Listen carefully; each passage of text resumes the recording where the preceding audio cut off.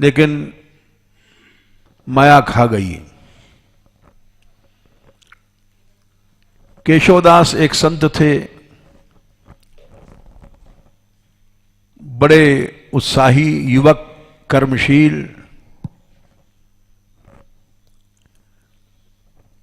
उन्होंने गीता रट लिया था और गीता पर अच्छा बोलते थे, और इतना अच्छा बोलते थे कि एक बार यात्रा में उन्होंने कुछ पैसे दिए ला करके, अपनी यात्रा में आप लगा लीजिए। हमने कहा नहीं भाई, तुम बच्चे हो, हम तुमसे क्या लेंगे, गलती थी, हमने लिया नहीं उनसे, और वो पैसा ही उनको खा गया। यहां से नंदगांव गए और आश्वेश्वर महादेव पर सोए थे रात में। ब्रजवासियों को पता पड़ गया इनके पास पैसा है, जहर दे दिया, मर गए। अगर भाषण नहीं करते, धन मिलता, भाषण से पैसा मिलता है, जहां जाओगे भाषण से भोग मिलता है, भाषण से सम्मान मिलता है। ये सब चीजें खा जाते हैं मनुष्य को।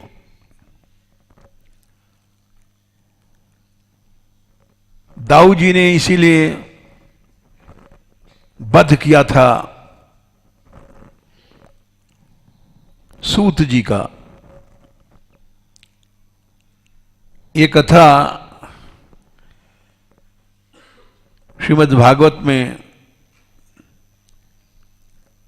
शायद 68वें अध्याय में आती है। उन्होंने दाऊ जी का सम्मान नहीं किया था। दाऊ जी ईश्वर हैं। वो सारा ऋषि समाज जिनको सम्मान दे रहा है, तो व्यास को तो और ज्यादा नम्रता चाहिए। वो नहीं उठे, दाऊ जी ने उनका वध कर दिया। सारे ऋषियों ने हाहाकार किया। लाखों ऋषि थे, 88,000 तो निश्चित थे। बोले इनको अब कौन सुनाएगा कथा। सूत जी ने साक्षात व्यास जी से उन्होंने अध्ययन किया था, सभी पुराणों के ज्ञाता थे।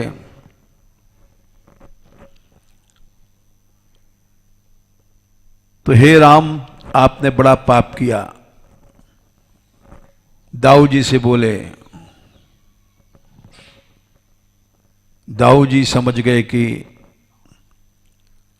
इनका आक्रोश ठीक है, इनको कौन सुनाएगा कथा। 1000 वर्ष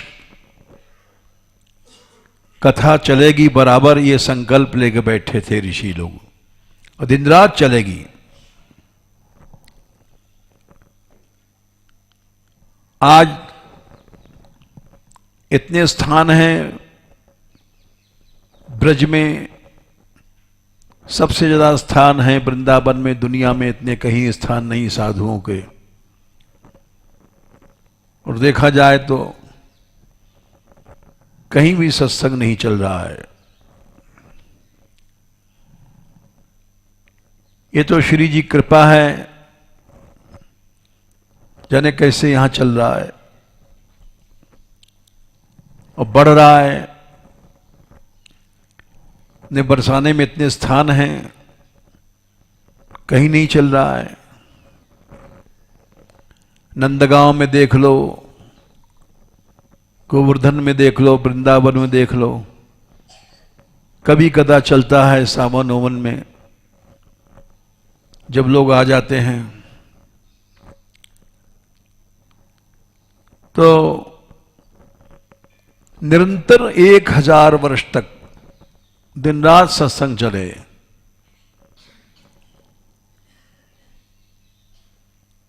तो दाऊ जी ने सोचा ये तो ऋषि लोग ठीक कह रहे हैं,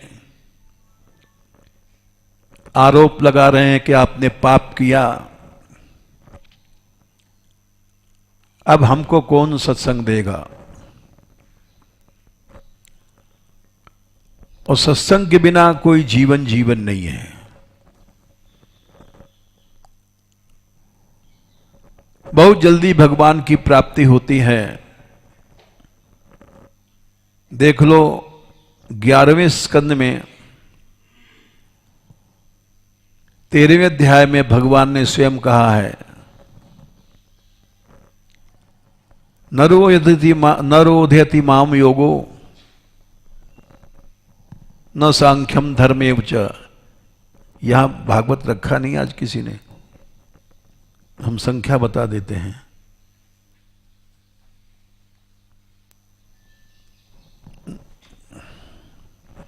क्योंकि आप लोग बोलते हैं तो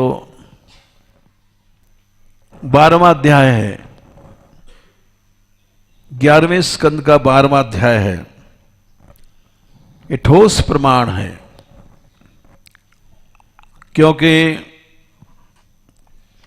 हमने सत्संग शुरू किया कई बार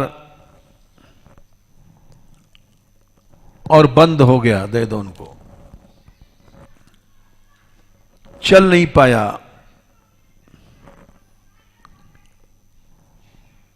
क्योंकि कलयुग का कोप सबसे पहले साधु ब्राह्मण पे ही होता है। तो बोलने वाले को ठोस प्रमाण की जरूरत पड़ती है। 11वें स्कंद में भगवान ने स्वयं कहा है, ये ठोस प्रमाण है। नरोध्यति 11 स्कंद 12वां अध्याय के शुरू के 2 श्लोक हैं। नरोध्यति माम योगो, ये सब निशान लगा लिया करो, याद कर लिया करो, क्योंकि बाजार में जाओगे सौदा खरीदने तो पैसा चाहिए, उसके बिना बेकार रहेगा जाना। टका धर्म टका कर्म टका ही परमेश्वर, यस्य गृहे टका नास्ति हाटके टकटकायते। बाजार में टकटकाता रहता है, देखता है रसगुल्ला बहुत बढ़िया है लेकिन पैसा नहीं है, देख के चला जाता है। तो इसलिए प्रमाण नहीं है तो सभा में बैठ के टकटकाते रहोगे, प्रमाण याद है तो सिंह की तरह गरजोगे। याद रखना चाहिए। भगवान ने कहा न रोध्यति माम योगो न सांख्यम धर्म एव च न स्वाध्याय तपस्त्यागो निष्ठा पूर्तम न दक्षिणा। मेरी प्राप्ति न योग करा सकता है न सांख्य, सांख्य माने ज्ञान, और न धर्म, धर्म आचरण कोई कर ले कुछ नहीं होगा। स्वाध्याय भी कुछ नहीं होता, अकेले के लिए स्वाध्याय करते रहे हो कुछ नहीं होगा। तपस्या से भी हमारी प्राप्ति नहीं होगी, त्याग से भी नहीं होगी। इष्टापूर्त, यज्ञ करना, आपूर्त माने बड़े बड़े कुआं बनवाना, बागीचा लगवाना, दक्षिणा देना, व्रत करना, यज्ञ करना, छंदांश वेद पढ़ना, तीर्थ करना, नियम यम, इनसे भी मेरी प्राप्ति नहीं हो सकती है।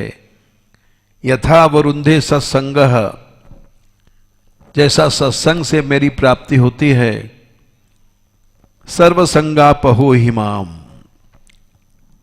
कैसा संग?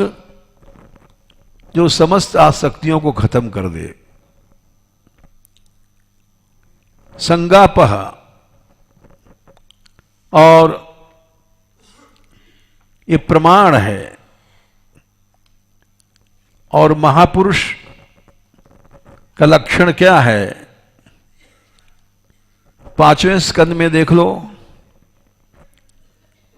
12वें अध्याय में 12वां श्लोक, रहुगण तपसा न याति। जड़ भरत जी कहते हैं, राजा रहुगण, एतद मन यह ब्रह्म, एतद का संबंध ऊपर 11वें श्लोक से है। ब्रह्म ज्ञानम विशुद्धम परमार्थमेकम, यह श्लोक बताता है कि भगवान कृष्ण ही परब्रह्म हैं। गीता भागवत पढ़ने वाले बहुत से निराकार वाले भी पढ़ते हैं तो ब्रह्म की अलग परिभाषा बताते हैं। तो इसलिए ये 11वां श्लोक है, कहता है जो विशुद्ध परमार्थ सत्ता है, एकमात्र, अनंतर न भीतर न बाहर, वही ब्रह्म है, वही सत्य है। प्रत्यक्ष सबसे भीतर है, वो प्रशांत है, उसी को भगवान कहते हैं, उसी को वासुदेव कहते हैं कवि लोग। ये प्रमाण है, भगवान कृष्ण ही ब्रह्म हैं। उस ब्रह्म की प्राप्ति कैसे होती है? तपस्या से नहीं होती है, न तपस्या से होती है, न इज्या यज्ञ से होती है, निर्वपण माने गृहस्थ संबंधी दान इत्यादि से भी नहीं होती है। गृहाद्वा गृहस्थ के वर्णाश्रम धर्म के शास्त्रोक्त पालन से भी नहीं होती है। उस ब्रह्म की प्राप्ति वेद से भी नहीं होती है, जल अग्नि सूर्य से भी नहीं होती है। अग्नि उपासना यज्ञ आदि करना, सूर्योपासना गायत्री मंत्र आदि करना, जल मने तीर्थों में स्नान, बिना महत्पाद रजोभिषेकम, बिना महापुरुष के, महापुरुषों के चरण रज में स्नान किए भगवान की प्राप्ति नहीं होती है।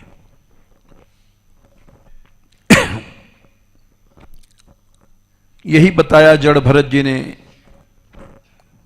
भगवान की प्राप्ति करना है तो जाओ महापुरुषों की शरण में चले जाओ। चरण रज में अभिषेक के मतलब चरण धो करके छिड़क लिया और हमारा बोले भगवान की प्राप्ति हो गई, नहीं, उनकी शरणागति। अब प्रश्न आता है महापुरुष कैसे हैं? लाल कपड़ा कि पीला कपड़ा? तो नीचे उत्तर है, न सन्यासी, न निम्बार्की, न गौड़िया, न वैष्णव। बोले ऐसा तिलक वाला महापुरुष है? बोले नहीं, सब नहीं। जहां हर समय उत्तम श्लोक भगवान के गुणानुवाद, हर समय भगवान के गुणगान कथा होती है, वही महापुरुष है। और जब भगवान के चर्चे नहीं है, खूब लड्डू लुढ़क रहा है, पंगत हो रही है, बोले वहां, बोले वो नहीं, वहां नहीं रहना चाहिए। उत्तम श्लोक गुणानुवाद, हर समय जहां भगवान की चर्चा हो, प्रस्तुते उसका प्रस्तावना होता है, सुनने को मिलती है, उससे ग्राम में कथाएं नष्ट हो जाती हैं। विघात माने नष्ट हो जाना, बोले वहां जाओगे निषेव्य बाणों, अनुदिन वहां हर समय प्रतिदिन, अनुदिन माने प्रतिदिन होती है। ऐसा नहीं कि साल भर में केवल सावन के महीने में सब आश्रम खुल जाते हैं वृंदावन में, गली गली रास होता है, उसके फिर बंद रहते हैं 11 महीने। अनुदिन माने प्रतिदिन होता है। उससे क्या होगा, तुम्हारी बुद्धि वासुदेव भगवान में लग जाएगी। इसलिए वहीं रहना चाहिए, और नहीं तो इंद्र भवन भी मत रखो। जैसे लोग कहते हैं, कुछ संत आए थे हमारे पास पहले, वो बोले कोई स्थान है बताया उन्होंने, वहां बड़ी सेवा होती संतों की, 2 साग 2 दाल और खीर चटनी और संध्या को फ्रूट और रात को दूध केसर पड़ा हुआ। तो इससे पता पड़ता है उस स्थान में भोग अच्छा है। कहां रहना चाहिए देख लो, 5वां स्कंद अध्याय 19 श्लोक संख्या 24।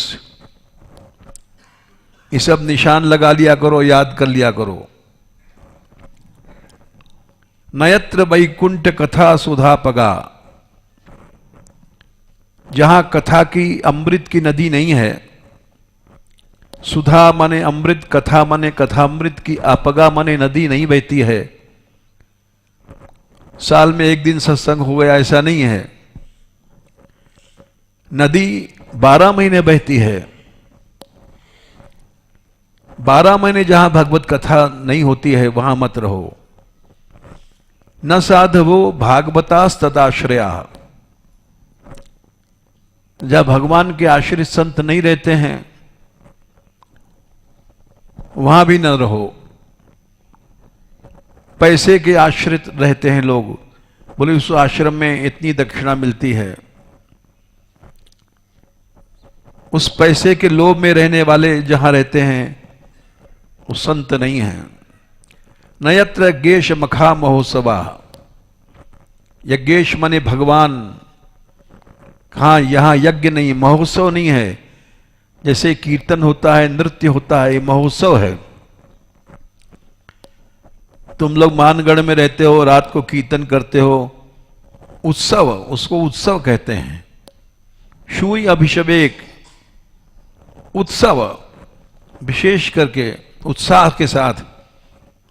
जहां भगवान नाम रूपी यज्ञ नहीं होता है, तो सुरेश लोकोपि नवई ससेव्यताम, इंद्र भवन में भी मां अगर तुमको जगह मिल जाए तो मत रहो।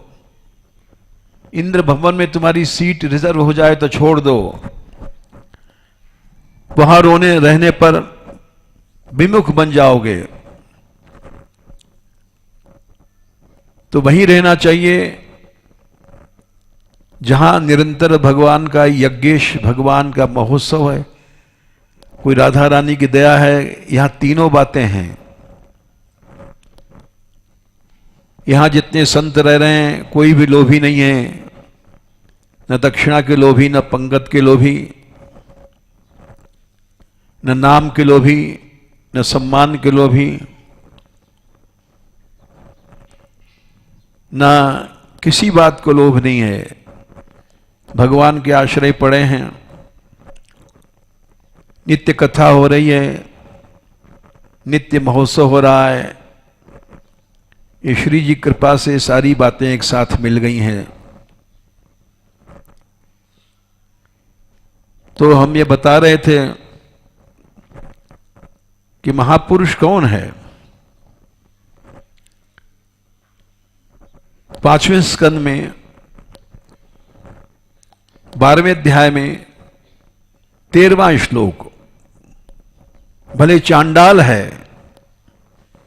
चोखा मेला चमार थे, रैदास जी चमार थे, लेकिन महापुरुष थे। ब्राह्मण क्षत्रिय से मतलब नहीं है। उत्तम श्लोक भगवान के गुणानुवाद जहां होता है भाई वहीं डेरा डाल दो और वहीं आंख बंद करके निवास करो, कहीं नहीं जाओ। कहीं भी जाना आना ये अनुचित है।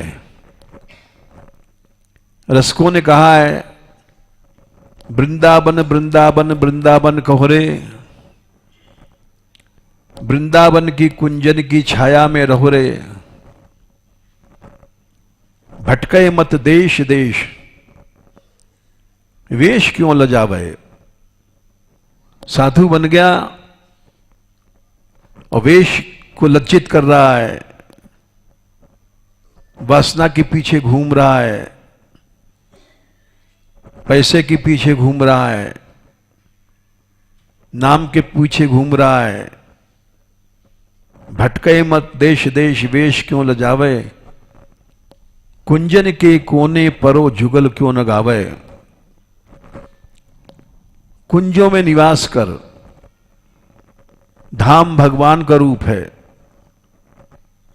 इसको छोड़ना वेश को लज्जित करना है। बोले जाएंगे नहीं तो काम कैसे चलेगा, क्या खाएंगे क्या पिएंगे, आश्रम कैसे चलेगा। बोले राख विश्वास, जिये पालन करिए श्री राधा, वंशी अली सत्य सत्य पूजी हैं सब साधा। तेरा विश्वास नहीं है, वासनाएं तुझे नचा रही हैं, इसलिए तू समझ नहीं रहा है। तो ये भाषण देना हम बता रहे थे अच्छा है, लेकिन खतरा इसमें बहुत है। खतरा इतना है कि मनुष्य पतित हो जाता है। भोग और पैसा इतना मिलता है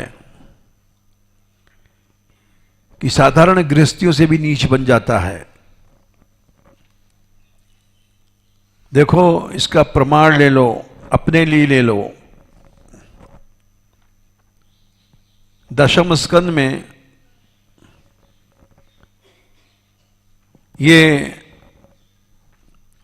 सूत जी का वध हुआ है। जिस अध्याय में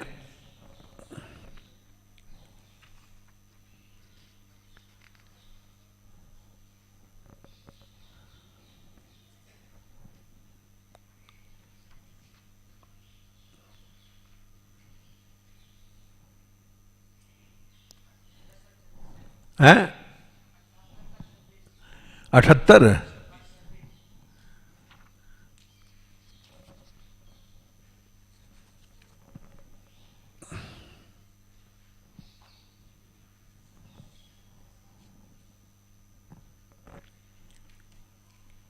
78 तो नहीं है।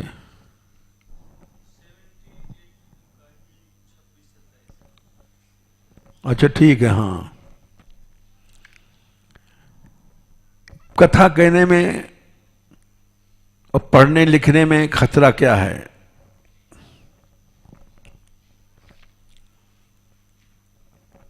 तो दाऊ जी ने जब देखा कि कथा कह रहा है और इसमें सम्मान नहीं किया,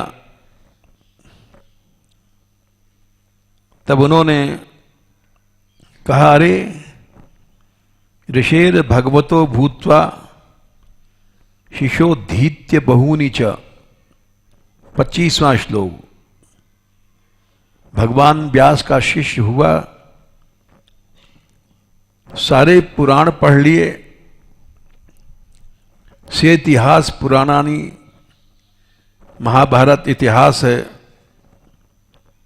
धर्मशास्त्राणी सर्वशः, सभी धर्मशास्त्र पढ़ लिया, इतना बड़ा पंडित आज तक कोई नहीं हुआ। एक ही पुराण नहीं पढ़ पाते हम लोग, 17 पुराण, सारा महाभारत, सब धर्मशास्त्र पढ़ लिया उन्होंने। इतना बड़ा पंडित न हुआ, न है, न होगा।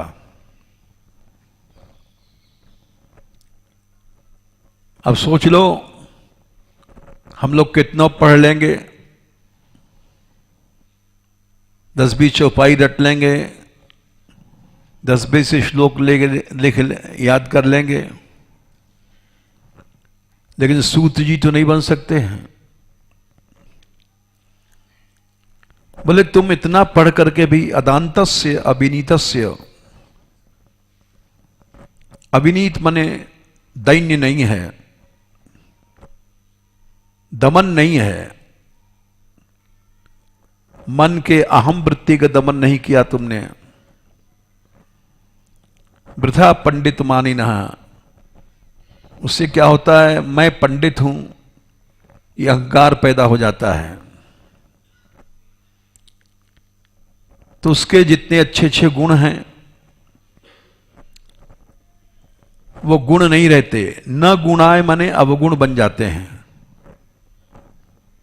नटस्य, जैसे नट होता है, वो खेल दिखाता है, एक पतली सी रस्सी पर दौड़ता है, दुनिया वाह वाह करती है,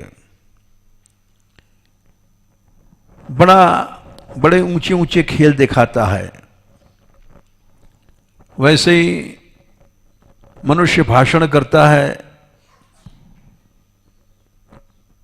तो बहुत अच्छा बोलता है, लेकिन अजितात्मा है तो उसकी सारी विद्या, पढ़ाई, भाषण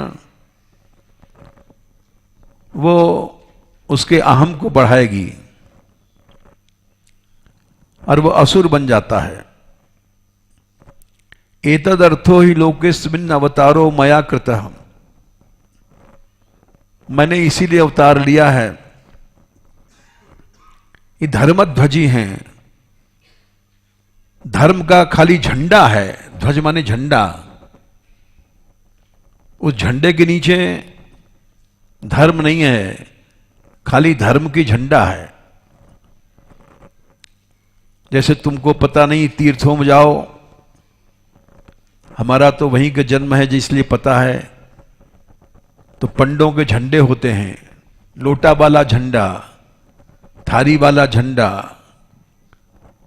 तो सब झंडे रहते हैं। इसमें हमारा जजमान झंडे को दे के आ जाए कि लोटा वाला पंडा इधर इसका तंबू है, तो उसको धर्मध्वजी कहते हैं। दुकान लगाने के लिए धर्म का झंडा टांग लिया है। ये धर्मध्वजी अधिक पापी होते हैं, इनका वध कर देना चाहिए। आज भारतवर्ष में इतना धर्म का नाश हो रहा है, इतने महात्मा हैं बड़े बड़े, लेकिन एकता नहीं है, क्योंकि धर्मध्वजी ही सब। जमुना गंगा की धारा मिट गई, इसके माने भारत की सब स्त्रियां विधवा हो गई हैं। इसका प्रमाण देख लो, और किसी को दुख नहीं है। दुख होता तो सब एक हो जाते हम लोग। इसका प्रमाण ले लो, अयोध्या कांड में जब सीता जी जाने लग गई राम के साथ, तो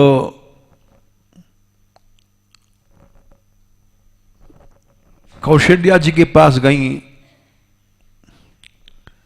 आशीर्वाद लेने के लिए। और बड़े शर्म के साथ गई, क्योंकि वो मौज मारने तो नहीं गई थी, सीता जी सेवा के लिए गई थी।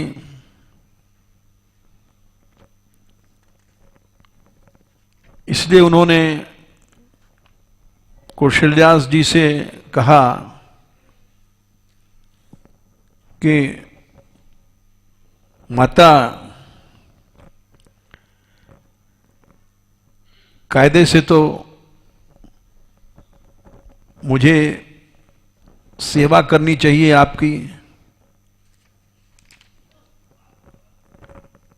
और मैं सेवा छोड़ करके आपकी जा रही हूं, तो माता कौशल्या ने आशीर्वाद दिया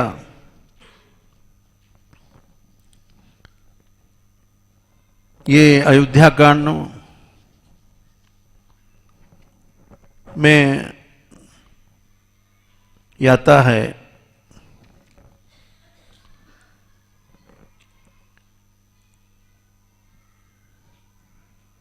दोहा 63 के बाद में है।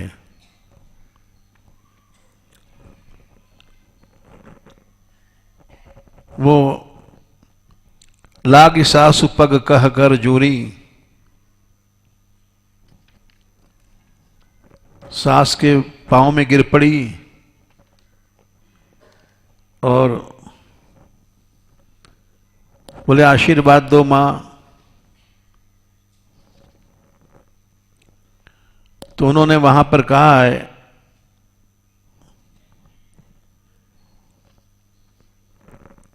कि अचल होय अहवात तुम्हारा, जग जौ लग गंग जमुन के धारा। जब तक गंगा जमुना में धारा है पानी की, तुम्हारा सुहाग अचल रहेगा, और इनकी धारा को तोड़ देना समस्त सतियों का सुहाग नष्ट करना है। ये सब पढ़ने वाले हम लोग एक नहीं हो सकते हैं, क्योंकि धर्मध्वजी हैं।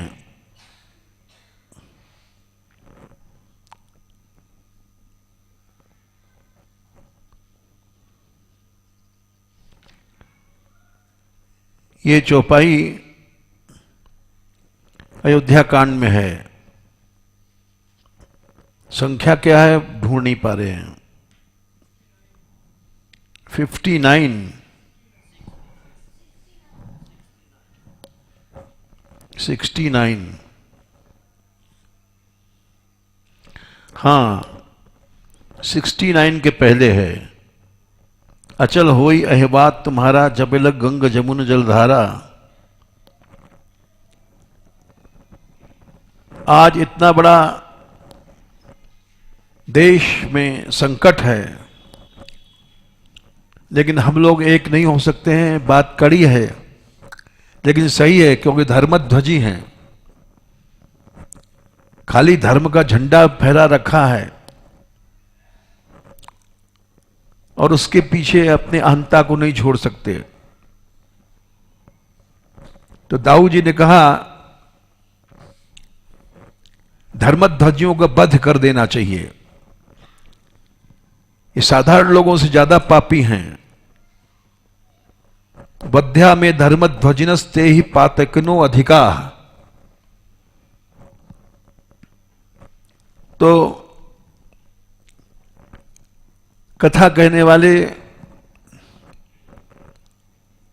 अधिकतर लोग संग्रही, पैसा भोगी बन जाते हैं। हमारे यहां केशवदास भी बेचारे मर गए। अच्छी कथा कहते थे, पैसा रखते थे और उनको जहर दे दिया, वो मारे गए। बहुत से लोगों ने यहाँ रह करके कथा सीखा, भाषण सीखा, लेकिन वो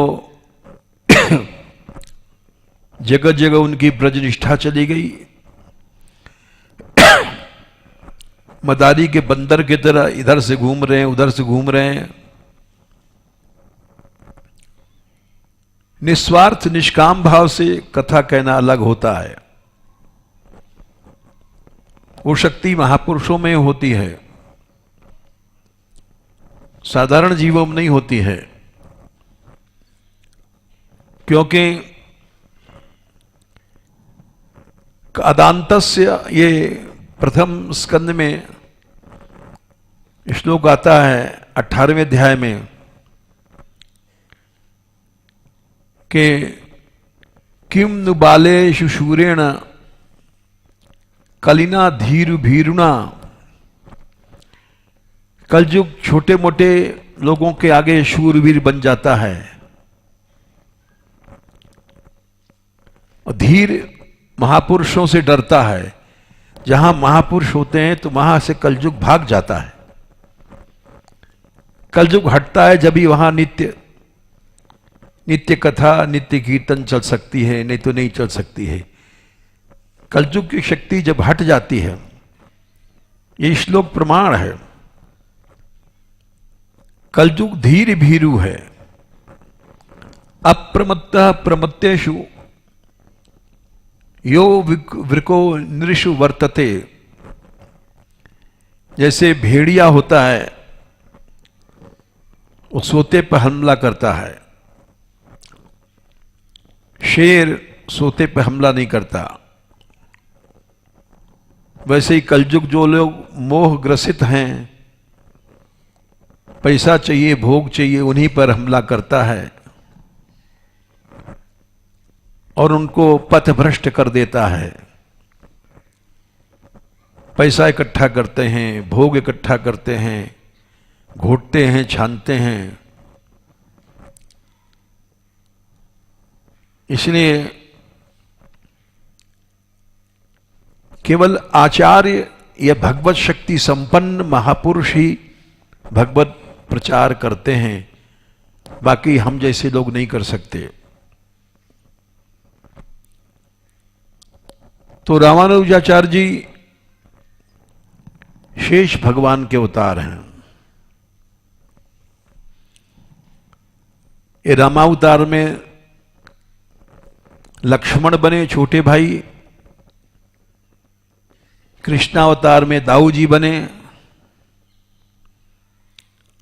और कलयुग में आचार्य रामानुज बने।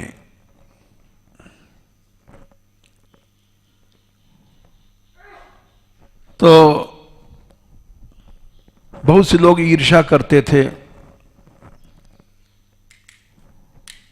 भक्तों से ईर्ष्या करने वाले ज्यादा होते हैं, क्योंकि उनका नाम प्रभाव बढ़ता है, तो ईर्ष्या वाले पैदा हो जाते हैं।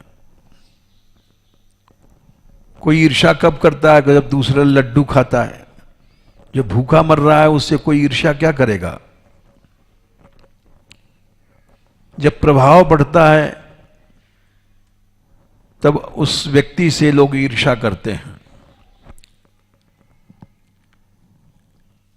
जो भूखा मर रहा है उससे कोई ईर्ष्या क्या करेगा?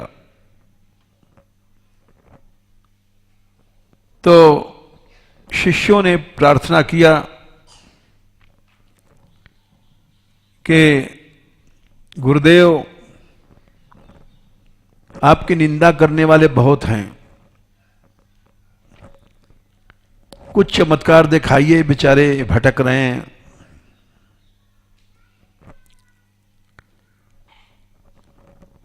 यही समस्या चैतन्य महाप्रभु के सामने आई थी।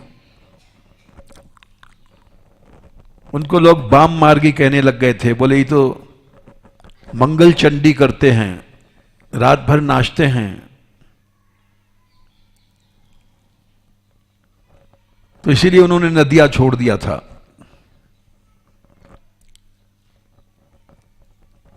तो द्वेष करने वाले, हम लोग आपको शेष जी का अवतार कहते हैं तो हंसते हैं, मजाक उड़ाते हैं। हां भाई, जरूर शेष होंगे, नाग होंगे, नाग में बड़ी शक्ति रहती है, ऐसे मजाक बनाते हैं। कृपा करिए आप कुछ, वे तो समर्थवान पुरुष थे, बोले भाई इसकी जरूरत क्या है कि हम चमत्कार दिखावें।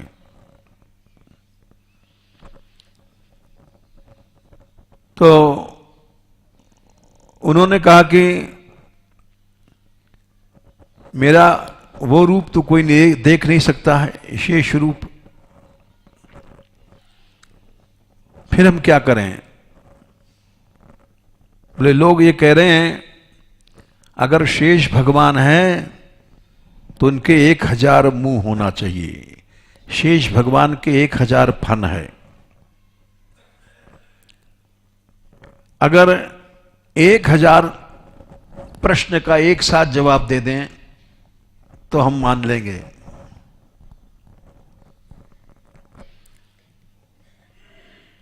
आप कुछ चमत्कार मत दिखाइए, 1000 प्रश्नों को उत्तर दे दीजिए आप एक साथ। उनको दया आई, मान गए। बोले ठीक है, हम ऐसा कर सकते हैं, तुम लोगों की बड़ी प्रार्थना है, एक पर्दा डाल दो लेकिन, और 1000 आदमी सामने बैठाल दो। 1000 आदमी एक साथ 1000 प्रश्न करेगा और एक साथ 1000 उत्तर मिल जाएगा। बोले ठीक है। एक पर्दा डाल दिया गया, लेकिन उन्होंने कहा कि पर्दा हटाना नहीं, और 1000 आदमी बाहर बैठ गए। 1000 आदमियों ने एक साथ प्रश्न किया। किसी ने कुछ कहा ब्रह्म कैसा है, किसी ने कहा ब्रह्म का रास्ता क्या है, किसी ने कुछ किया महापुरुष के क्या लक्षण हैं। ऐसे ऐसे 1000 सवाल लोगों ने किया।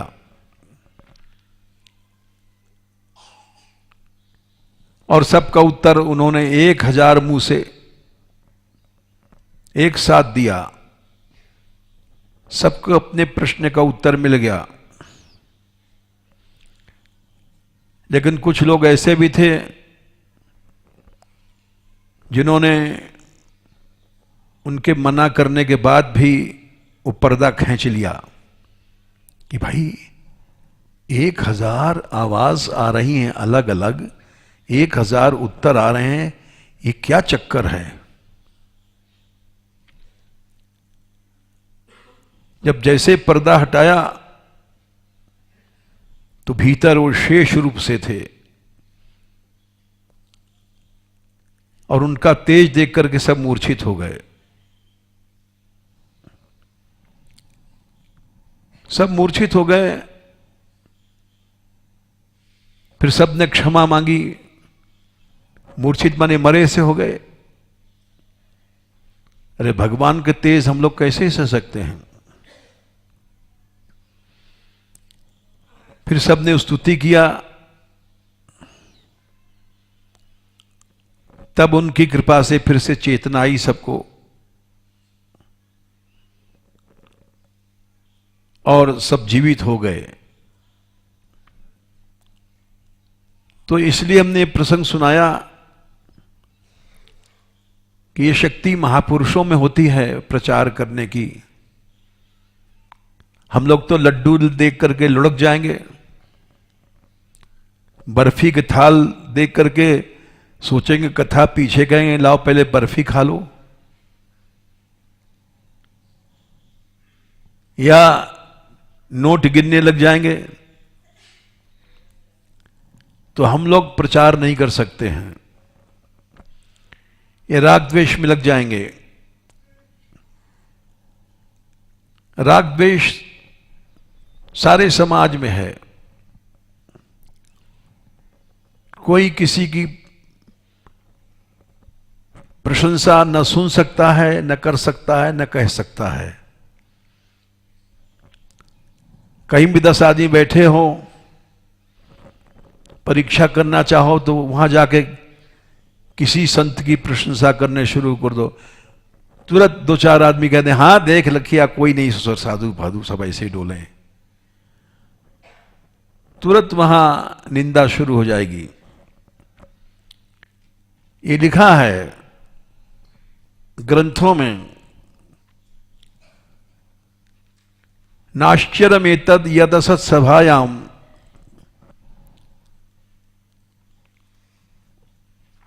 चौथे स्कंद में यह श्लोक आता है। महद् विनिंदा कुणपात्मवादिषु,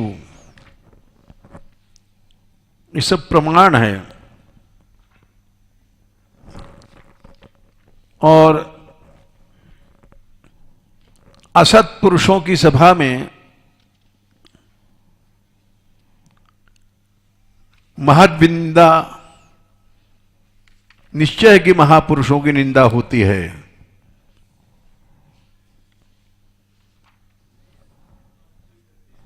हाँ? अच्छा ठीक है।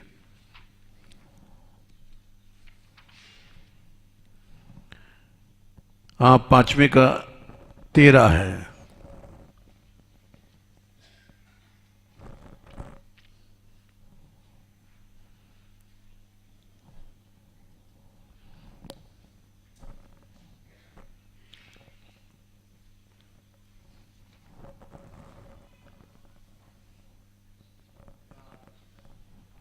नहीं है ये श्लोक तो 5वें में नहीं है। हैं? हाँ 4 का 13 है। ठीक कहा। असत नीच पुरुषों की सभा में महद् विनिंदा, महापुरुषों की निंदा होना आश्चर्य नहीं है, अर्थात जरूर होगी। तो समझ लो सब सभा में नीच लोग बैठे हैं। जहां महापुरुषों की निंदा हो रही है, आंख बंद कर उठ चल दो, समझ लो कि यहां सब नीच लोग बैठे हैं। नाश्चर्यमेतद् यदसत् सभायाम महद् विनिंदा कुणपात्मवादिषु। कुणप बने मुर्दे, ये सब मुर्दे हैं जो बैठ के निंदा सुन रहे हैं और निंदा कर रहे हैं, ये मुर्दे हैं। कुणप बने मुर्दा, इस मुर्दा शरीर को आत्मा मानने वाले हैं। देह बुद्धि, एक तो जीवित लोगों में देह बुद्धि होना, एक मुर्दे में बुद्धि होना, वे सब मर गए हैं। जो निंदक हैं वो मर गए हैं। बोले क्यों? शीर्षम महापुरुष पाद 500 भी, ये महापुरुषों से ईर्ष्या करते हैं, इसीलिए निंदा करते हैं।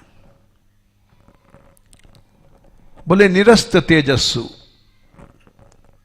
इनका तेज नष्ट हो गया है। बोले कैसे नष्ट हुआ है? क्या महापुरुषों ने कुछ किया है? बोले महापुरुष तो कुछ नहीं करते हैं, बदला नहीं लेते हैं। उनके चरणों की धूल, 500 माने धूल, वो धूल ही उनको तेजहीन बना देती है।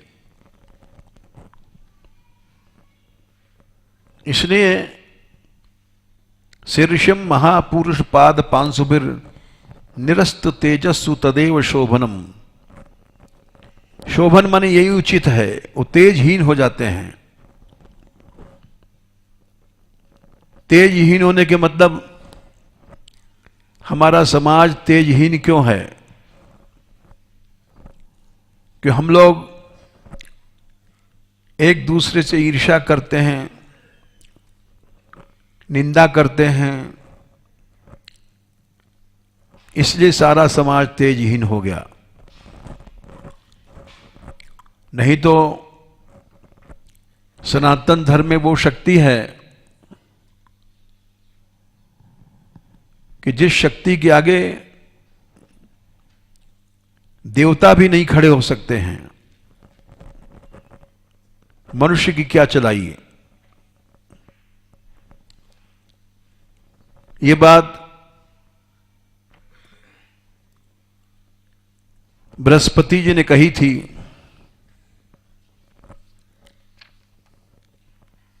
आठवें स्कंद में ये श्लोक आता है।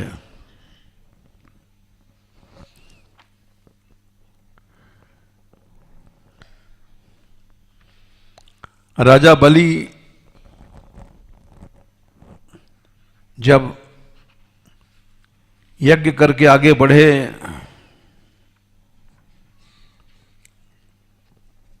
तो उस समय देवता, ये सब प्रमाण है, संख्या तो याद नहीं रहती, समय लगता है, लेकिन हम बता रहे हैं क्योंकि तुमको भी संख्या मालूम होना जरूरी है।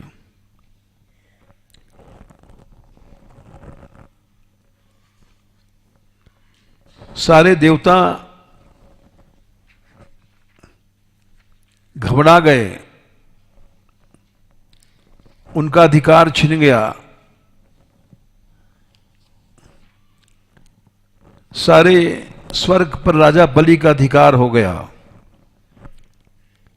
देवता बिना टिकट घूमने लग गए। तो सब देवता गए। देख लो 8वां स्कंद अध्याय 15। बलि का इतना तेज बढ़ा। 24वां श्लोक, गुरुम एतद उवाच,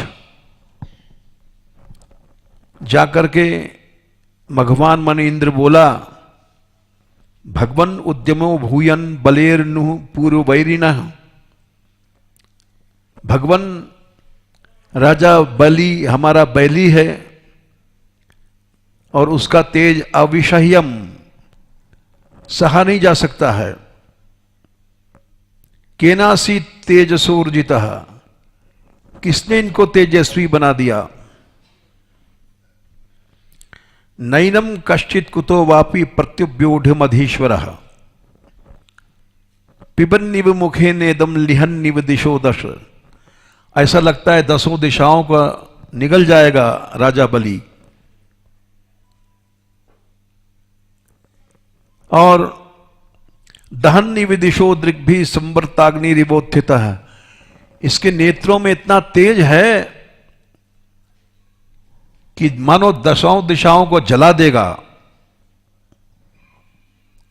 हम लोग इसके सामने खड़े नहीं हो सकते, इतना तेज कहां से आया। ब्रूहि कारणम एतस्य दुर्धर्षत्वस्य मद्रिपो ओजः सहो बलम तेजो यत एतत् समुद्यमः। देख लो, उपासना में इतनी शक्ति होती है, भक्ति में इतनी शक्ति होती है, ये सब नोट कर लो। आज लेकिन हमारा धर्म, सनातन धर्म कमजोर क्यों है? पारस्परिक द्वेष से। नहीं तो हम लोगों के सामने देवता भी नहीं खड़ा हो सकता है। गुरु बोले, बृहस्पति जी, जाना भी भगवन छत्रोरुन्नते रस्य कारणम। मैं इसका कारण जानता हूं। ये सारा तेज शुक्राचार्य आदि ने अपने शिष्य के लिए दे दिया। ऐसा यज्ञ कराया, उपासना कराया।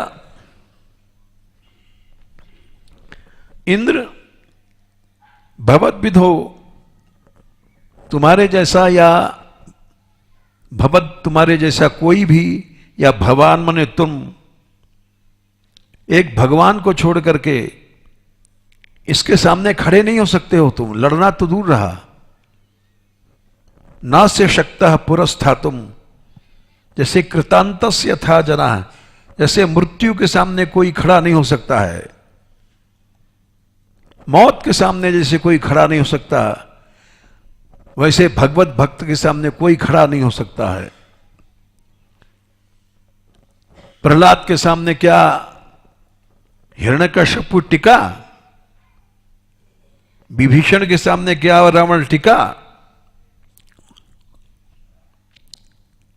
इसलिए तुम लोग भाग जाओ। तस्मान नीलय मुत्सृज्य यूयम सर्वे त्रिपिष्टपम, जाओ समय की प्रतीक्षा करो। इस समय उपासना से उसका तेज इतना बढ़ गया है कि कोई भी इसके सामने खड़ा नहीं हो सकता है। ये इतना ऊंचा भक्ति मार्ग है, उपासना मार्ग है, लेकिन हम सभी लोग दुर्बल क्यों हैं? नामापराधी हैं, भक्तापराधी हैं। नहीं तो हमारे सामने कोई नहीं खड़ा हो सकता है।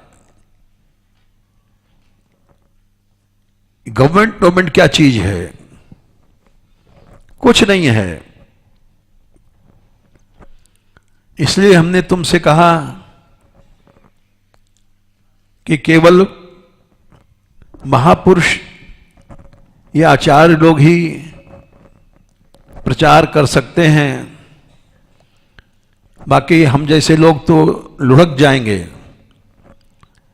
लड़ुओं में लुढ़क जाएंगे, नोटों में उड़ जाएंगे, भोगों में भाग जाएंगे।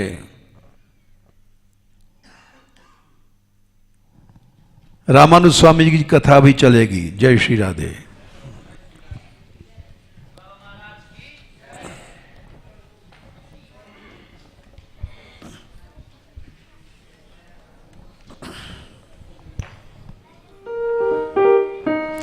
राधे किशोरी दया करो, राधे किशोरी दया करो,